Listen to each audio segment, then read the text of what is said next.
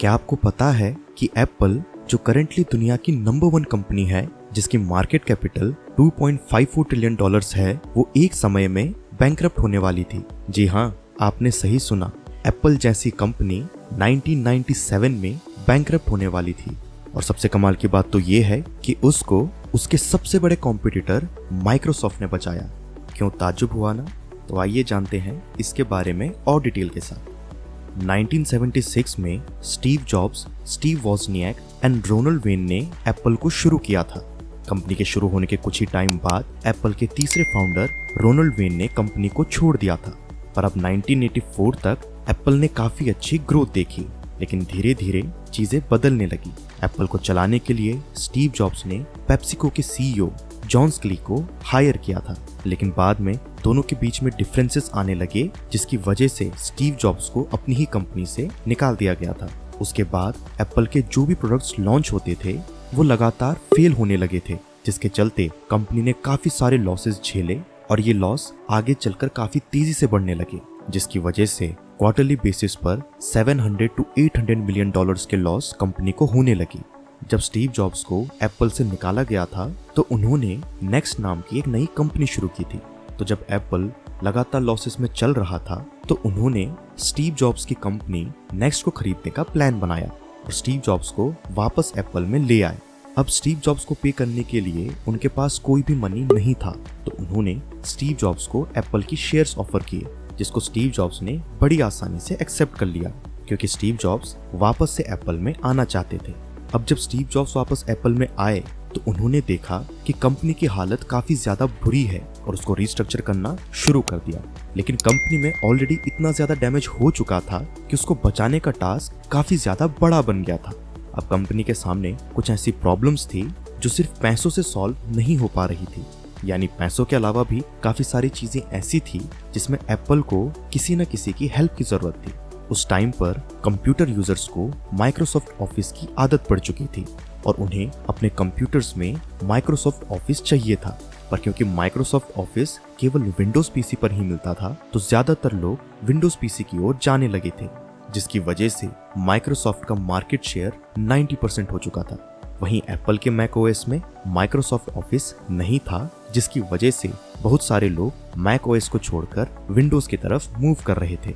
अब यहाँ पर स्टीव जॉब्स के सामने 2 सवाल थे। पहला तो माइक्रोसॉफ्ट ऑफिस का प्रॉब्लम उनको सॉल्व करना था और दूसरा फंड का इंतजाम करना था। और ऐसे समय में स्टीव जॉब्स ने बहुत ही ज्यादा out of the box decision लिया, जिसमें कि उन्होंने सीधा बिल गेट्स को अप्रोच किया। अब ये आउट ऑफ द बॉक्स इसलिए था क्योंकि उस समय एप्पल का सबसे बड़ा कॉम्पिटिटर माइक्रोसॉफ्ट था और किसी भी कंपनी के लिए अपने कॉम्पिटिटर को हेल्प के लिए अप्रोच करना काफी ज्यादा फूलिश डिसीजन लगता है। अब आखिर स्टीव जॉब्स ने बिल गेट्स को अप्रोच क्यों किया, ये सवाल आपके मन में जरूर आ रहा होगा। एप्पल ने शुरुआत से लेकर ही कई सारी चीजें इनोवेट की हैं।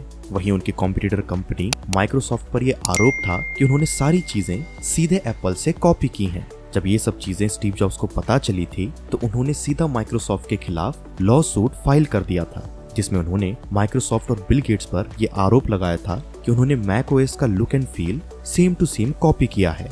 अब 1997 में ये केस एप्पल जीतने वाली थी, तो इसी चीज का फायदा उठाते हुए स्टीव जॉब्स ने बिल गेट्स को अप्रोच किया और कहा कि अगर वो एप्पल में इन्वेस्ट करते हैं और माइक्रोसॉफ्ट ऑफिस की एक्सेस 5 साल के लिए उन्हें देते हैं तो वो अपना लॉ सूट वापस ले लेंगे। ये डील एप्पल के लिए तो हर तरीके से अच्छी थी, लेकिन माइक्रोसॉफ्ट को इसमें कोई भी फायदा ना होने के बावजूद भी उन्होंने इस डील को एक्सेप्ट कर लिया, जिसमें माइक्रोसॉफ्ट ने $150 मिलियन एप्पल पर इन्वेस्ट किए और एप्पल के नॉन वोटिंग शेयर्स खरीद लिए। साथ ही साथ 5 साल के लिए मैकिन्टॉश पर माइक्रोसॉफ्ट ऑफिस चलाने का एक्सेस दिया। तो अब यहाँ सवाल ये आता है कि आखिर बिल गेट्स ने ऐसा क्यों किया? बिल गेट्स इतने बड़े बेवकूफ भी नहीं थे कि अपने कॉम्पिटिटर को बचा लें और बदले में कुछ भी रिसीव ना करें। उन्होंने ऐसा इसलिए किया क्योंकि उस समय माइक्रोसॉफ्ट के पास मार्केट का 90% शेयर था, जिसकी वजह से उनकी मार्केट पर मोनोपोली बढ़ती जा रही थी। अब किसी भी देश के कानून के चलते अगर कोई भी कंपनी मार्केट में मोनोपोलाइज कर रही है तो उसको कई सारे कॉन्सिक्वेंसेस झेलने पड़ते हैं।